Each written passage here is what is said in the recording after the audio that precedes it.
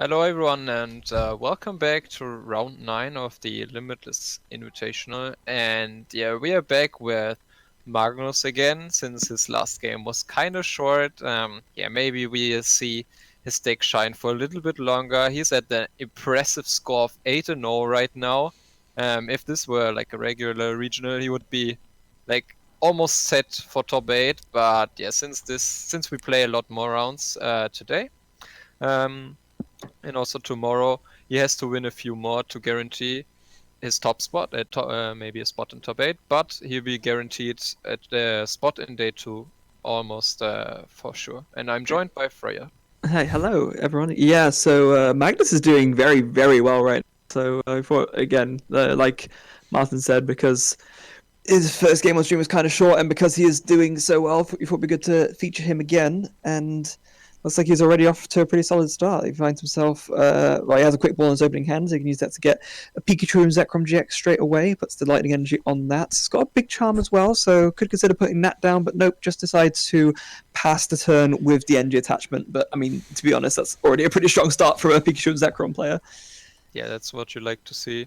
And yeah, I think his opponent is playing, yes, a control variant, so that's a matchup that is considered pretty hard for Pikarom, in my opinion, since they don't play that many answers to it. Like, the Gust is limited, often to just a few Great Catcher, and they don't have a lot of hand disruption.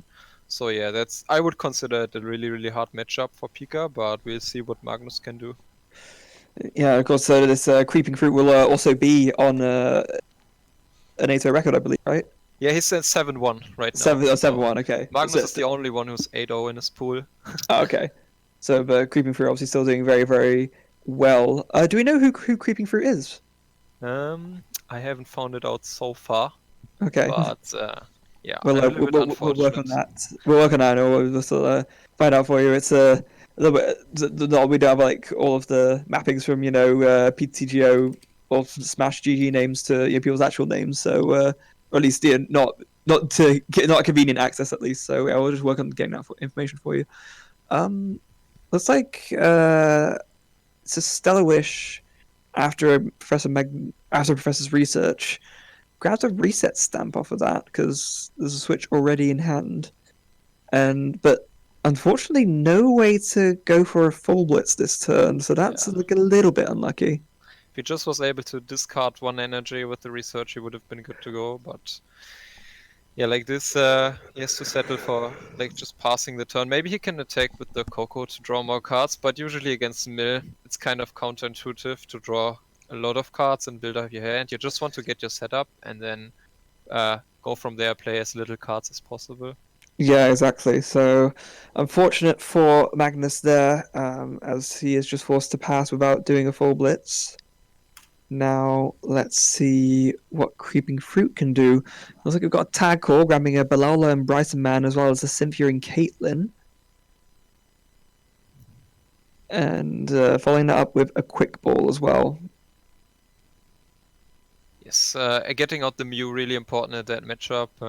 Yeah, if you prize it in versus Pika, it can be kind of tough, but yeah, there it is. Of course, it limits your bench space, and yeah, it makes so you have less space for Makagos, but still should be fine. Yeah, the mill variant from Creeping Fruit is actually really interesting. It's kind of similar to what we saw earlier on stream from Shintaro with the Makago emphasis rather than the emphasis on the Chinchino. So yeah, I like that quite a lot. It's interesting to see that pop up from time to time. Like the Mareep and the Makago is just yeah, really gives you a more aggressive option. Like you don't need to draw your whole deck to have access to everything. You can just start picking out the cards you want and then go from there and execute your game plan like without having to draw everything. Yeah. Yeah, absolutely. So, right, in the meantime, what's going on? So it looks like there's a Volcaner coming down from Magnus. Obviously, really solid item in the Pikachu Zekrom deck, able to let you get a lightning energy and any item trainer card. Really versatile. Just it's like he's considered grabbing the quick ball, but maybe changing his mind here. No, he's going to quick ball after all. There's not that many Pokemon left in his deck. I think he still has yet to get access to his Raichu and Raichu GX. He's still got a Dedenne or two, I believe. Also, the quick ball discards the energy right here and makes Coco Prism live and gives himself more options. And also, I think if he grabs Absol right here, that would be quite good. Because yes, that's very true, actually. That prevents the retreat from the Mareep. Just makes it a tiny bit harder for the mill player to like get the Mareep in the active and then retreat it into a doll, right? Yeah, that makes sense. Also, I was completely wrong because it looks like there's actually quite in the deck still left. I just completely misinterpreted that. There's the full blitz in any case. So actually, Magnus, interesting enough, only going to opt to grab one energy and just going to attach that to the Pikachu and Zekrom in the active. Because if he can get a Thunder Mountain as well as an energy attachment, he can still do the tag bolt double snipe, but without having to commit as much energy to do it, which obviously is the way he wants to go about it because he wants to stop his opponent as much as possible from being able to deny energy. Yeah, and I think we now reached the game state where Magnus will stop playing a lot of cards. Like he wants to keep as many cards in deck as possible. So he doesn't deck out that quickly. So his turns will probably be quite quick from here on out. Yeah, it will be. Yes, the Slumbering Forest. So that could force Magnus actually to dig through his deck even further. Yeah, there's the Air Balloon on the Mareep, enabling the retreat, even though it has 2 retreat costs due to Absol. Doesn't matter.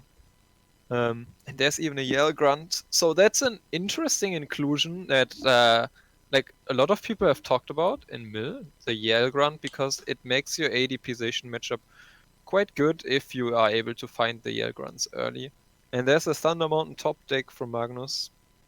And yeah, he's bumping the stadium, hoping his opponent doesn't have the replacement stadium. Yeah. So Thunder Mountain goes down. There is a smooth over though from Creeping Fruits. So ability to use that to put any card he wants on top of the deck, and of course with the Primate Wisdom ability on the Oranguru, you can just get that card straight away. It's a very powerful combo, the cargo with the new Oranguru. Yeah, that's certainly true. Yeah, probably maybe just grabbing another stadium or another doll, depending on whether he has the other piece of the combo in hand.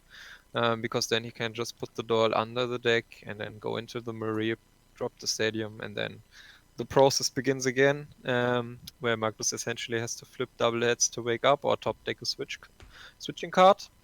And yeah, now if the milling starts now, it's actually going to be really scary, because if you see more switches go, it could be a spell. Yeah, really a lot of trouble. As you see, the reset stamp being milled, which is also kind of important, because like it's really bad at disrupting your opponent's hand if they're at 6 prizes. But if they have like a 30 card hand, or like a 15 card hand, you at least get to do something. Yeah, and doing something is always better than doing nothing. To state the obvious.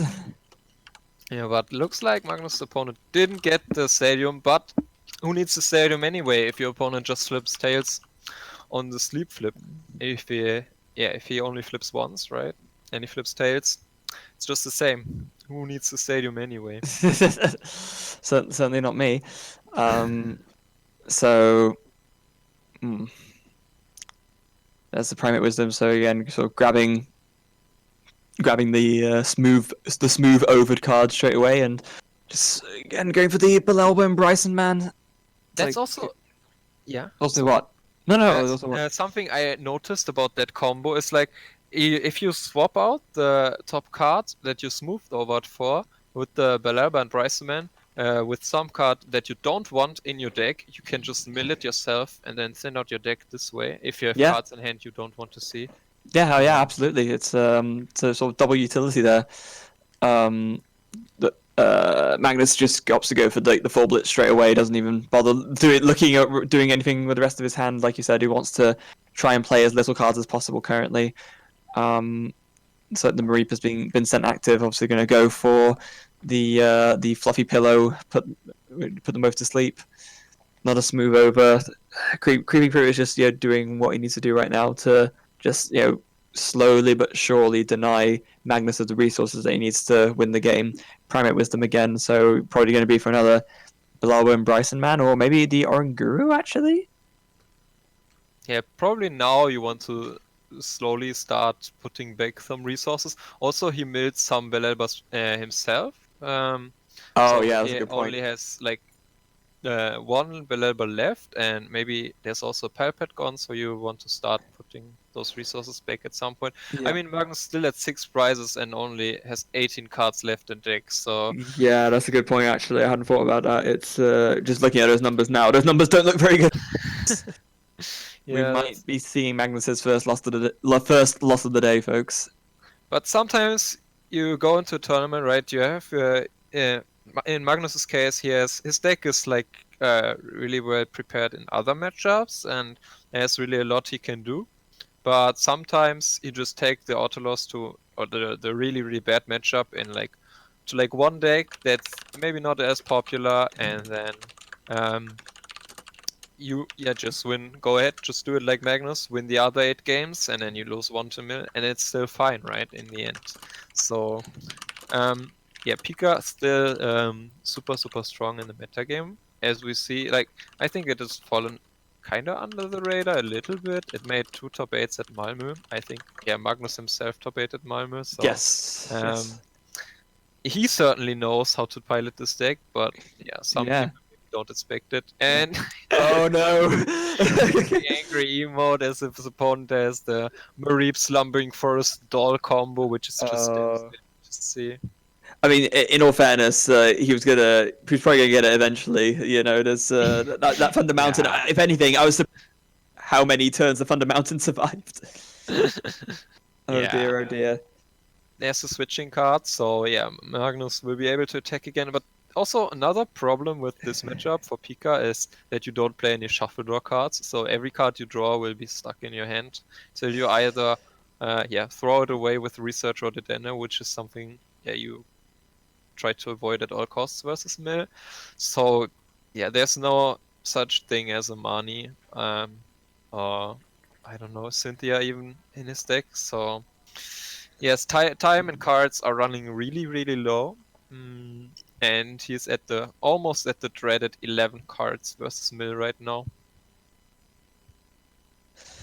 Oh dear, oh dear. So, I mean, Creepy Fruit's got to be a little bit careful because at some point he's going to have to start putting cards back in resource management because the Oranguru obviously got KO'd. Creepy Fruit's currently at 6 cards left in deck. So, I hope he has another Oranguru. Yeah, probably just try to put the ordinary or Oranguru back into his hand to be able to use that on the following turns.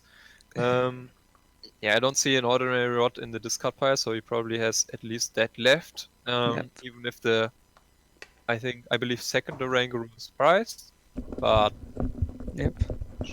Oh, I think he might be going in for the final move here. That's Power Pad shuffling in a Lieutenant Surge's strategy as well as a Bilabo and Bryson man, and then just going for the Intrepid Sword. Yes. And now Magnus is at 11 cards, and he has no way to shuffle in anything. It's super frustrating to watch as a player itself, right? Yeah, and that's the exact number, isn't it? As well, thinking about it, it's 6 plus 5 plus 5. It will be enough. Although, no. Thinking about it, Creepy Fruit can't get Makago down this turn, can he? Unless does he? I guess he play Mewtwo. He plays one Mewtwo and Mewtwo. Okay. So if that isn't priced, he'll be able to close it out this turn. But yeah, maybe it is. Sometimes you just get unlucky. But I think he milled the Makago GX deliberately. Okay. So that makes sense. I would assume it is in the deck. Also, if you see Creepy Fruit starting to smooth over the one card in his deck, just to make sure that the only card in his deck is at the top of his deck. And then it was a Mareep. So yeah, Bloodborne Bryson Man, another Bloodborne Bryson Man. There's gonna be an ordinary rod. It looks like shuffling in. Oh yeah, shuffling in the Mewtwo. So then you can get a Great Ball for it. And then you can just put it down as a retreat. I assume attach a fire energy, and that will be Burning Magma GX for the game. And with that, Magnus takes his first loss of the entire tournament. Yeah, unfortunate, but yeah, as we said, you sometimes you just pick your deck and you take one auto loss matchup, and if the deck isn't too popular, you're usually fine with that. And yeah, that sometimes just can happen. I don't think Magnus will be set back in any way, shape, or form by this. So No. yeah, he's still going really strong and probably will make day 2. Well, I mean, both of them, to be honest, are in really strong contention because now they're both on X1 still. So yeah, they're both got to be pretty happy. I believe that will be it from this round. We're gonna cut to a quick break just to see if we can find another match to sort of cut to. But if not, then the next time you'll see us will be for the next round. So either way, stay tuned and don't